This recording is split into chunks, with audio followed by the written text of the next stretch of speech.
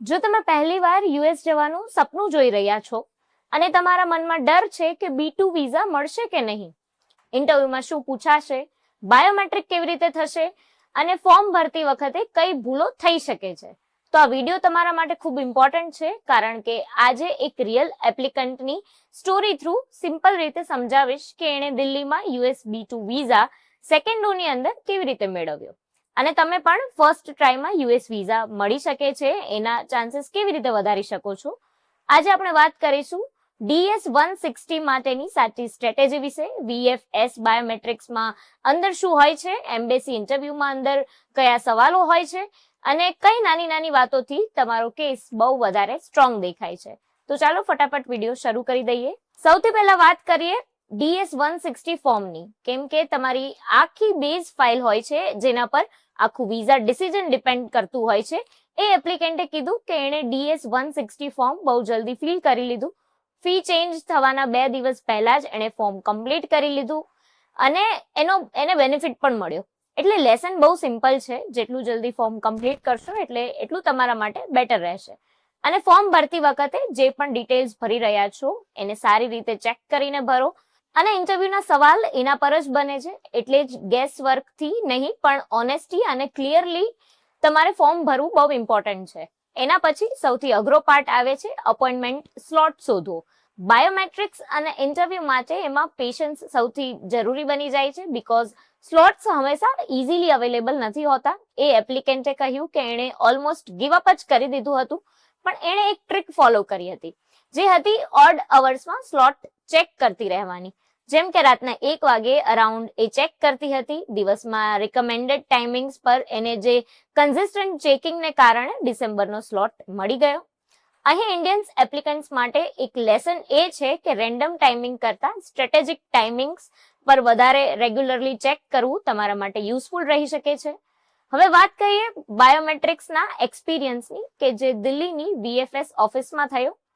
એણે કીધું કે બાયોમેટ્રિક્સ માટે ટાઈમથી 15-20 મિનિટ પહેલા પહોંચવું સારું રહે છે. વધારે જલ્દી પહોંચવાનો કોઈ ફાયદો નથી. એક ઇમ્પોર્ટન્ટ રૂલ એ પણ છે કે તમે અંદર ઇલેક્ટ્રોનિક આઇટમ નથી લઈ જઈ શકતા, એટલે કે ફોન, સ્માર્ટ વોચ વગેરે જેવું અલાઉડ નથી. અથવા તો એ તમારી પર્સનલ કારમાં રહેવા દઈ શકો છો, અથવા તો એને VFS ના એક સ્ટોરેજ રૂમમાં, જ્યાં શોર્ટ ટાઈમ માટે ₹200 ચાર્જ લાગે છે, ત્યાં રાખી શકો છો. અને બાયોમેટ્રિક્સ પછી એપ્લિકેશન કન્ફર્મેશન લેટર મળે છે, એને સંભાળીને રાખવો બહુ ઇમ્પોર્ટન્ટ છે, કેમ કે ઇન્ટરવ્યુના દિવસે આ સૌથી ઇમ્પોર્ટન્ટ પેપર હોય છે. હવે સૌથી ઇન્ટરેસ્ટિંગ પાર્ટ આવે છે કાઉન્સેલર ઇન્ટરવ્યુ, એટલે કે US એમ્બેસી ઇન્ટરવ્યુ. અહીં સૌથી મોટું મિથ એ છે કે જેટલું જલ્દી પહોંચશો એટલું સારું રહેશે, પણ એપ્લિકેન્ટ્સનો જે એક્સપિરિયન્સ છે એને કહ્યું કે બહુ વહેલું પહોંચવું એક ખોટી સ્ટ્રેટેજી હોઈ શકે છે. એમની અપોઇન્ટમેન્ટ 10:30 વાગ્યા અરાઉન્ડ હતી મોર્નિંગમાં, અને એ 9 વાગ્યા અરાઉન્ડ પહોંચી ગઈ હતી, પણ એમને લાઇનમાં પણ ઊભા ન રહેવા દીધા, કેમ કે અર્લી અરાઇવરનો ફાયદો નહીં મળે. એટલે જ પ્રેક્ટિકલ એડવાઇસ એ છે કે શેડ્યુલ ટાઈમથી થોડા જ વહેલા પહોંચો. બહુ વધારે વહેલા નથી પહોંચવાનું. ઇન્ટરવ્યુની અંદર એને સિમ્પલ પણ સ્માર્ટ ક્વેશ્ચન્સ પૂછવામાં આવ્યા, જેમ કે ટ્રાવેલ પેપર શું છે, કરંટ જોબ શું કરે છે, ક્યાં ફ્રેન્ડ્સને મળવા જાય છે, પહેલા આઉટસાઇડ ઇન્ડિયા ટ્રાવેલ કર્યું છે કે નહીં. આ સવાલ બહુ કોમન હોય છે અને ઓફિસર્સ મોસ્ટલી આ આન્સર્સ ચેક કરે છે, જે તમે DS-160 માં પહેલા જ ફિલ કરેલા હોય છે.